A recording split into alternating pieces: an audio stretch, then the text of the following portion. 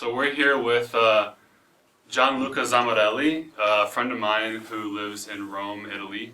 I'm David Marker, and Gianluca came to Fairfield, Iowa for this All Things Italian Festival for the Zampogna Master Series. And Gianluca is basically like our special guest here because he's very knowledgeable about the Zampogna tradition, and his family comes from an area where this instrument is traditionally played. And so he just played for us. He started out by playing a pastorale, which is a slower pastoral tune, and then he played a part of a tarantella. Tarantella is a dance tune. Allora Gianluca, spiega un pochettino come hai cominciato di suonare la zampogna, spiega la tradizione per te, per le tue radici, la tua famiglia, la tua zona dove origini tu.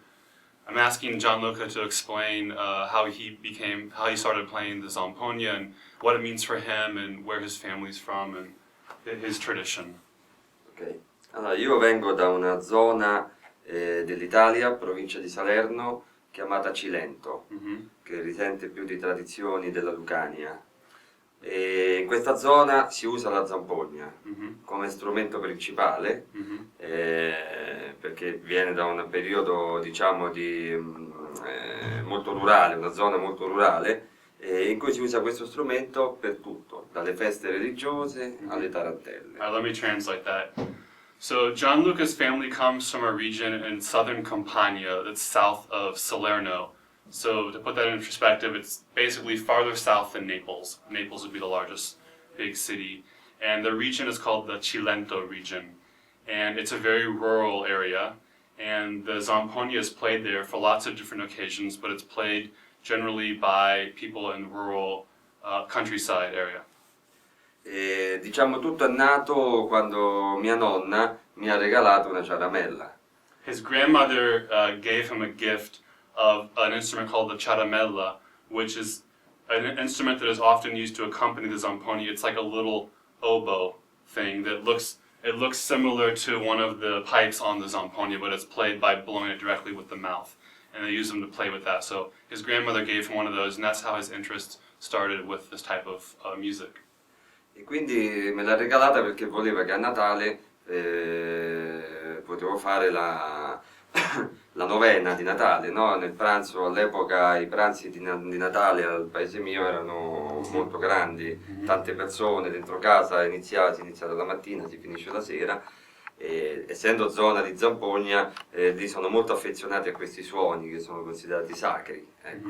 Okay, so the reason his grandmother gave him this instrument is because the zampogna and this other instrument, the ciaramella, which is the mouth-blown oboe, are used very heavily in Christmas celebrations, and she wanted him to be able to play for the Christmas celebrations. And around the time of Christmas, they have big feasts, and everyone gets together and they play music, and it lasts all day. And she wanted him to be able to participate in that musically. E quindi piano piano poi dalla ciaramella sono passato alla zampogna, perché è normale, chi suona la zampogna poi suona anche la ciaramella, perché si va in coppia o da sole la ciaramella, e via dicendo fino ad arrivare anche che adesso le costruisco pure.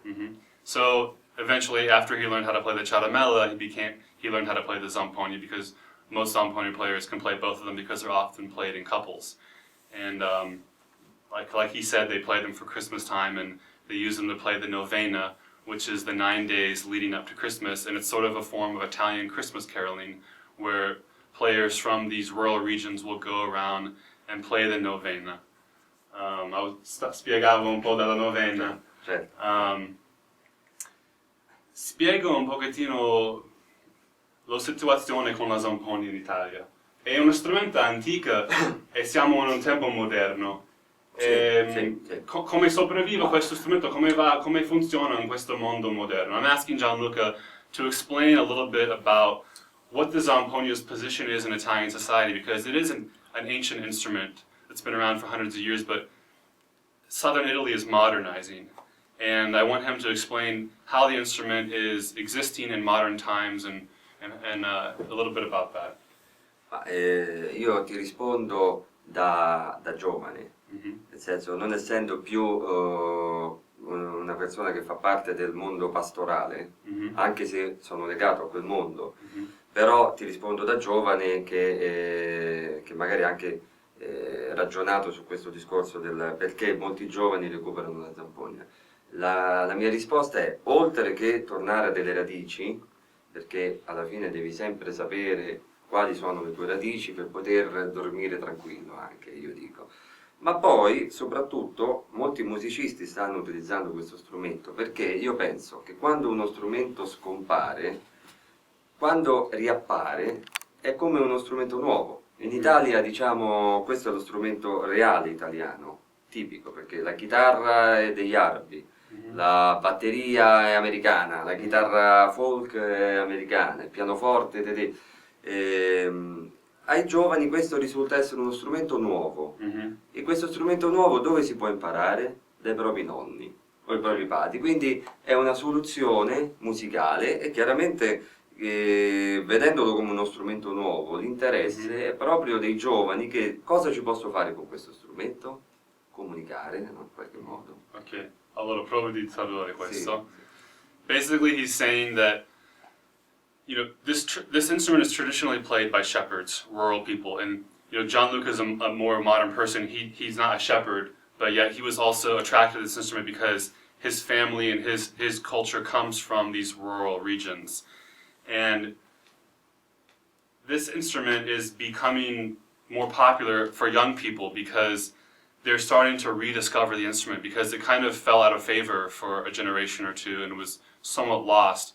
And now young people are wanting to discover the instrument because it's one of the only instruments that is uniquely Italian, because the guitar comes from the Arabs, he said, and other instruments come from different regions, but the zampogna is the one instrument you can look at and say, this is strictly Italian. And so young Italian people are drawn to the instrument because of that, and the only people they can learn the instrument from are their grandparents. The older generations are teaching them, the young people, how to play it. And because it's sort of being rediscovered, in a way it's almost like a new instrument. It's not just an old instrument, because it's being rediscovered by younger musicians, people who aren't from the traditional setting, who aren't necessarily shepherds. For them it's an exciting new instrument to learn how to play the zampogna, that it's also connected to the Italian identity. Poi è legato anche alla riscoperta di una vita, diciamo, meno cittadina, di feste che risultano essere alla fine più divertenti del disco music, per esempio. Quindi si mangia bene. Cioè questa è una riscoperta, perché questo non è visto come io suono, non so, il tamburo africano, che io so che è antico e voglio fare musica etnica. No, questo viene riscoperto come uno strumento dei nonni che però può essere suonato oggi. Questa è la... So he's explaining that this instrument is also used in lots of festive situations, and people are realizing that this instrument is important for these festivals, and it's more fun than listening to disco music or something, to get together and eat food and spend time with your friends and family. It's just not the same without this instrument, and so people are learning from the elders to reintroduce this instrument back into these festivals. Magari parliamo un po' del Cilento, sì, perché anch'io origino dal Cilento. Sì. I want to talk a little bit about this region, the Cilento, where Gianluca is from, because I also have a family from the Cilento region. So Gianluca and I have actually traveled together in this region to make recordings. Spiega un po', anche io ho fatto qualche registrazione, qualche ricerca, ma anche tu sei girato per riscoprire queste tradizioni. Parla un po' delle tue ricerche personali per imparare la zampogna, anche questa chitarra. Sì. I'm asking Gianluca to explain a little bit of, because Gianluca is from Rome, but his family's from this region. He went around and interviewed and learned from some elderly people. So I want him to explain a little bit of his experience and motivation for doing that. La verità è che quando ero piccolo al paese cantavano, la chitarra battente, suonavano, quindi il ricordo diciamo impresso in mente. Diciamo che Cilento, in realtà la parte chiamata Cilento è quella che sta più verso il mare. Verso l'interno una volta era Lucania, quindi le tradizioni sono lucane e comprendono parte della Campania, Basilicata e Calabria. Per esempio al paese mio si suona la chitarra battente, più che la zampogna, ma la chitarra battente viene considerata come la zampogna da camera. Infatti è accordata come la zampogna alla fine, cioè, c'è un bordone, il repertorio è lo stesso. Nel Cilento principalmente, oltre alla tarantella e i balli, che erano balli diciamo sociali, si ballava solo quello, principalmente c'era la serenata. E la serenata che viene chiamata alla cilentana, e così viene chiamata in tutta la Campania, anche dove fanno le tamburiate, in Basilicata, in Calabria, viene chiamata alla cilentana, è un modo di fare serenate. Che succedeva? Che queste serenate spesso portavano a degli omicidi anche, a dei problemi, per cui quelli che suonavano questo strumento, che lo suonavano di notte in genere, anche bevendo vino, e quindi è sempre stata mal vista per un grosso periodo di tempo nel Cilento. Quindi è stato difficile recuperare fare Perché ci sono registrazioni. pochi suonatori ora. Ci sono pochi o molti non vogliono più suonare, perché suonare questi strumenti vuol dire ricordare quando si era poveri in Italia. Lasciami spiegare un po'. Sì. So when Gianluca was a young boy, he remembers people playing these instruments in his family's hometown in this Cilento region. And he's explaining a little bit about the guitar battente, this instrument here, and basically explaining how in his area these instruments were used for dancing, but the other thing they were also used for was for playing serenades, called a serenata in Italian. So the serenade is basically a song that someone sings to someone they are falling in love with, oftentimes below their window. And he was explaining that oftentimes these serenades would cause a lot of problems, jealousy, or they could even be spiteful. You know, if there was, the person didn't love them back or something. So there's sort of a negative association with the guitar battente and these serenades often. So it fell out of favor, and it was difficult. It's been difficult for people like myself or Gianluca to relearn these traditions because there's not a lot of people that play them. Magari puoi suonare un po' dalla chitarra battente. Ecco, ultimamente però questi anziani invece si sono ributtati tutti per strada nelle feste a suonare, chi più, chi bene, chi meno bene, proprio perché l'interesse dei giovani ha rivalutato quel pregiudizio. Allora si possono trovare anche più suonatori. Faccio un esempio di serenata. Sì, magari prima voglio spiegare queste chitarre. Sì. Perché probabilmente non hanno mai visto una chitarra battente. Sì. So I want to explain a little bit about this guitar, because probably most people have never seen or even knows that this type of guitar exists. This is a guitar, it's called the chitarra battente in Italian, which literally means sort of a rhythm guitar, a strumming, a beating. Battere means to beat, so it's like a rhythm guitar. And as you can see here, this guitar only has 4 chords, and they're all very small little metallic strings of the same thickness. This is really a descendant of the Baroque guitar that was played throughout southern Italy. And it's been simplified probably over the years, and it's really a peasant guitar. And that's why it just has 4 strings. And these guitars were played by peasants. They were oftentimes made by the peasants themselves. And they were used to accompany dancing or to accompany singing. And in the town where our families are from, and in this Cilento region, that's where this type of guitar is traditionally played. It's played in other regions of Italy, but it changes depending on the region. This particular type with the 4 chords is the type of chitarra battente from the area that our family is from in the Cilento. And both of us have done recordings and learned from elderly players in those regions. So Gianluca is actually a very good player of this guitar, and he's going to play an example of one more thing I want to mention about this guitar. This particular guitar was actually made by an Italian-American, a guy named Todd Cambio, who lives in Wisconsin. And he made this guitar specifically for this festival, this All Things Italian festival. He shipped the guitar to me in Kansas City, and I brought it up here so that Gianluca could play it for the festival. And it's actually one of the first guitar battentes made in America. And Todd Cambio made the guitar with some help from me and Gianluca, explaining, you know, how many chords, what size it needs to be, and all that. So Gianluca's going to play this specially made guitar, and I think he's going to do 2 things. Suoni una serenata e poi un po' della Serenata, poi ti tarantella. dico il testo. Ah, poi dico testo. Allora, suona chitarra mia, suona.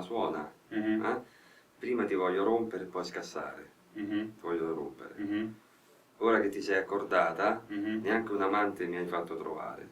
Se un amante, una donna, mi mhm. fai trovare, le corde d'oro ti voglio comprare. Ok. Corde d'oro, e i Sì, tasti sì. d'argento e una penna di pavone per suonare. Okay, so he's telling me the words of the song he's gonna sing, and it's basically a song he's singing to his guitar, saying first he's mad at the guitar because it's out of tune, and he gets it in tune, and it doesn't even help him find a lover. But if it helps him find a lover, then he's gonna buy golden strings for it, and he's gonna make it out of silver, and then he's gonna be happy with the guitar. So that's kind of how the song goes.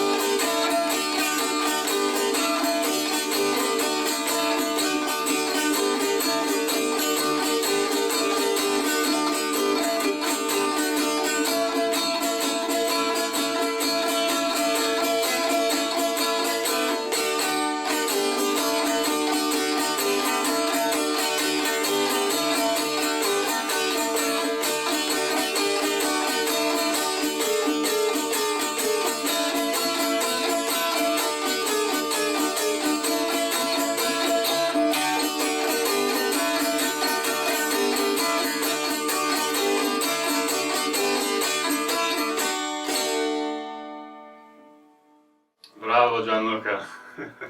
Grazie! Alla fine hai suonato un po' della tarantella. Sì. The last part of the end where it's sped up, that was the tarantella, which is the folk dance. And for those of you wondering what a tarantella is, it really just is the type of rhythm that is used to accompany folk dancing.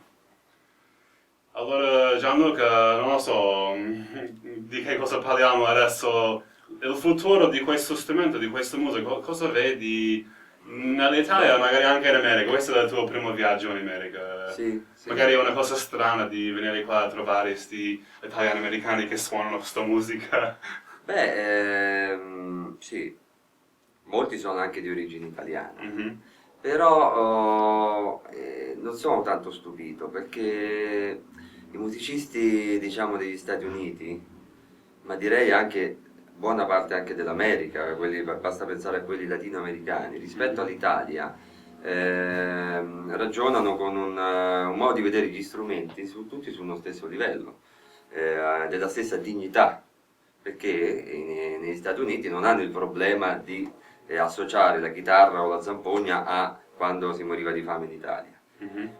È più difficile con gli italiani in America, diciamo gli italiani di una certa età che hanno comunque sofferto, Mm-hmm. che però sono emozionati molto da questo, da questi strumenti, perché il passato non si può cancellare, se lo cancelli rientra dalla finestra, come si diceva. Magari Quindi, spiego un po'. certo. So I was asking Gianluca about what he thinks about coming to America. This is his first trip to America. Coming here and finding Italian Americans playing this music, and what his thoughts on that. I think he's basically saying that it's different here because there isn't in America the instruments are and this type of music is put on a higher level, whereas there's not this shame associated with it. In Italy, this music is associated with a time of poverty and the past that people have tried to escape, and they've kind of thrown out the baby with the bathwater in a certain sense because they've tried to leave a past of poverty, and oftentimes the music, the beautiful things have been thrown out with it. But here he's found that folk music in general, whether it's Latin music or blues, there's more. It's more highly regarded here. But he's found that with even some older Italian Americans, people who have suffered in the past, they have a nostalgia for this music and they actually do really enjoy it. Va bene, cioè, ecco, l'importante, quello che mi interessa a me e penso anche a voi giovani americani, che a differenza poi nella lingua, siamo esseri umani tutti quanti, è quello di mantenere nella memoria, perché questi strumenti se no venivano cancellati, perché purtroppo la cultura ufficiale quando non c'è questa memoria del passato, quando non ci sono, magari ci sarà sempre i pastori che suonano la zampogna, però si vede che adesso è difficile trovare la gente che sono cresciute proprio tra il contesto originale della zampogna e della battente. Quando non ci sono anziani in cui ci possiamo andare a chiedere come era nel tuo tempo, come fu sta musica. Beh, grazie. Perderemo qualcosa, non lo so. Certo, perché grazie a Dio ci sono le registrazioni, recording. Ma se i giovani non recuperavano questi strumenti, noi non potevamo assolutamente sapere, uno, come si suonavano, e due, che cosa potevano provare, perché questa è un'espressione artistica dei nostri nonni, anche di altissimo livello secondo il mio parere, e non potevamo sapere cosa provavano loro, che tipo di divertimento, che sensazioni si avevano con questi strumenti. Quindi è un discorso di conservazione, poi uno può continuare a suonare la chitarra elettrica tranquillamente, però certe volte è più espressiva questa che la chitarra elettrica, che ormai è diventata, diciamo, c'è poco, no? È solo una questione di mantenere in memoria, sapere che esistevano pure questi strumenti.